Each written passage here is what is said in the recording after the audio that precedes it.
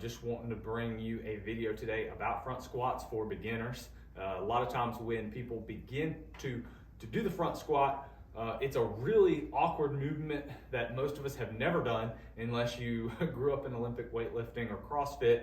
The front squat is really awkward. It can be really awkward at first. It requires a lot of mobility and it requires a ton of core strength as well. But when people are doing the front squat, essentially, typically their wrists, a lot of times their wrists will hurt actually when they first do front squats. And after a while, this goes away. Your wrists will stop hurting.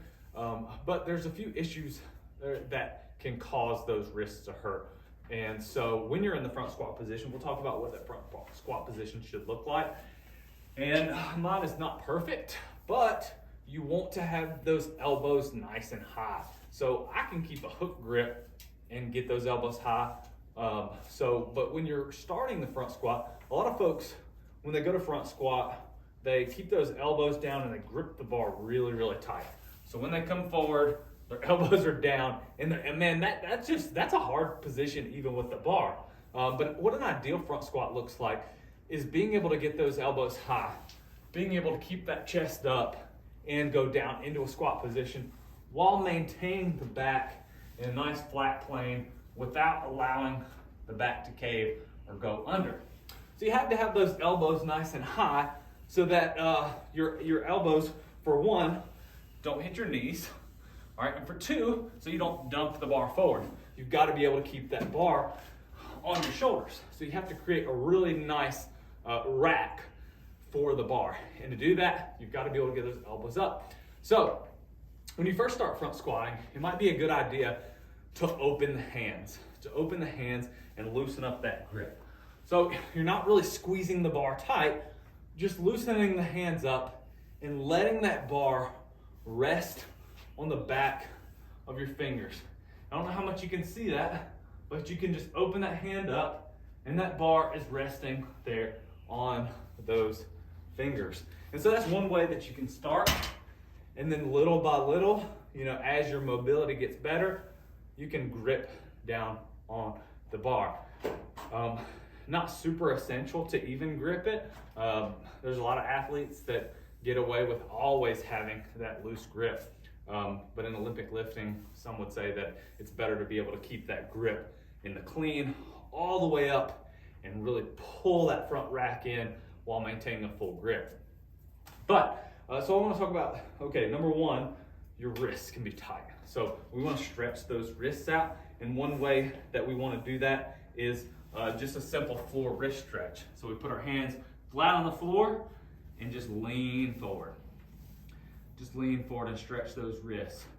You could do that for like 30 seconds, 2 or 3 sets, really stretching those wrists out. You can even turn the wrists behind and lean back. Really just want to get those wrists primed and ready to be bent up in that front rack position.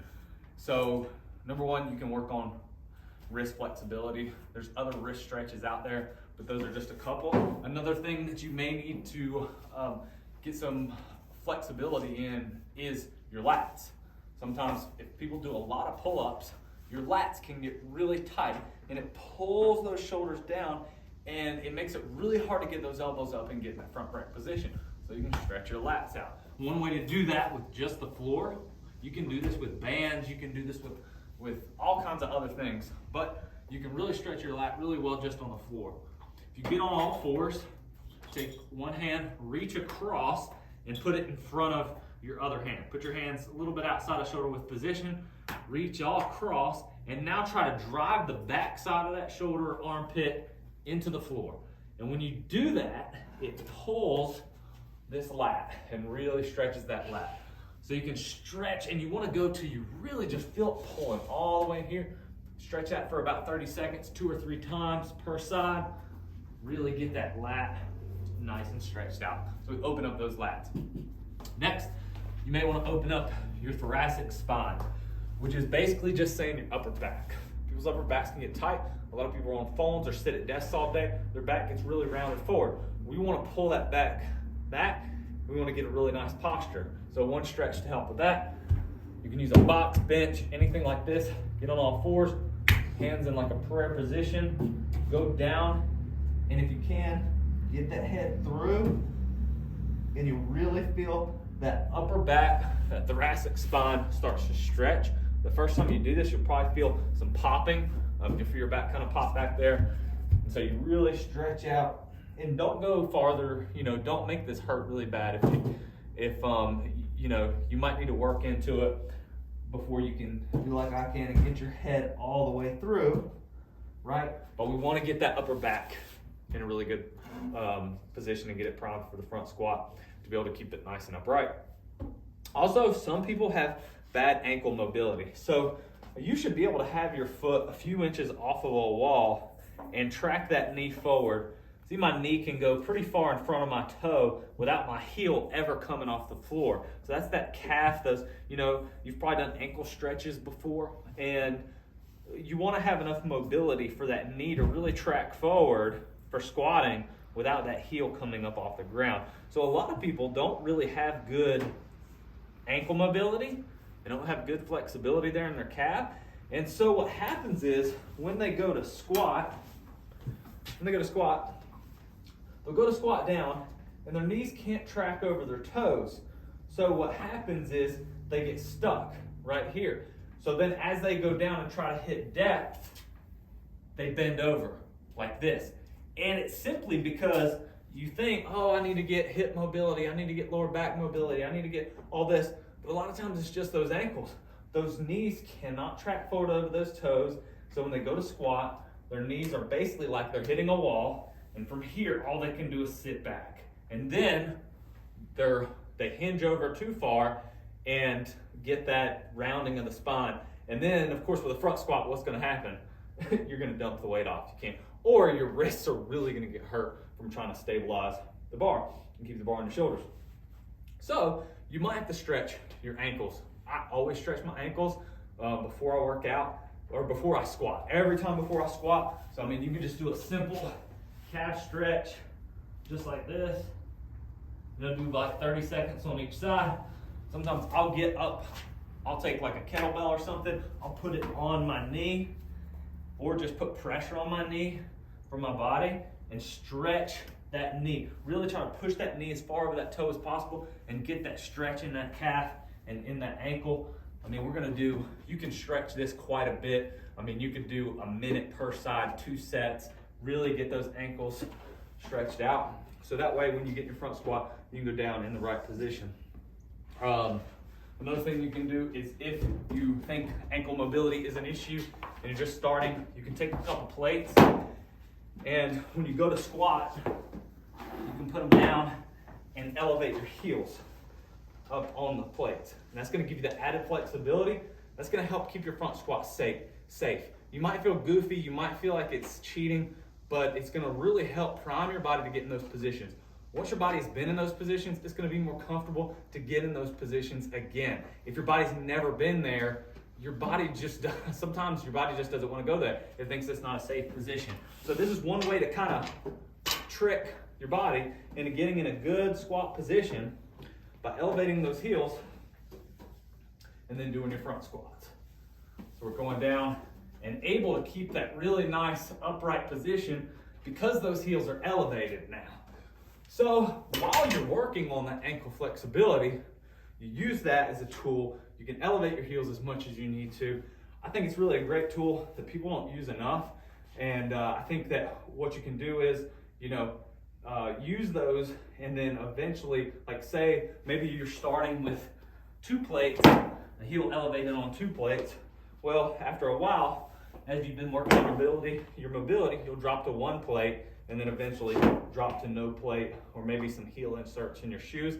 I highly recommend using a weightlifting shoe. I think that a weightlifting shoe is really a good tool that can help you.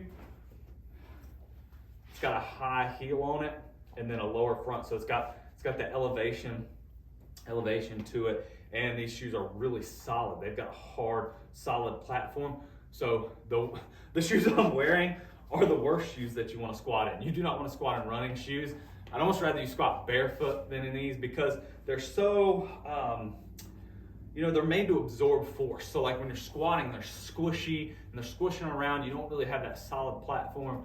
So you want something with a nice, solid, hard sole. And these are hard and solid with that heel elevation. So like, since I've been using these, I always squat in these now.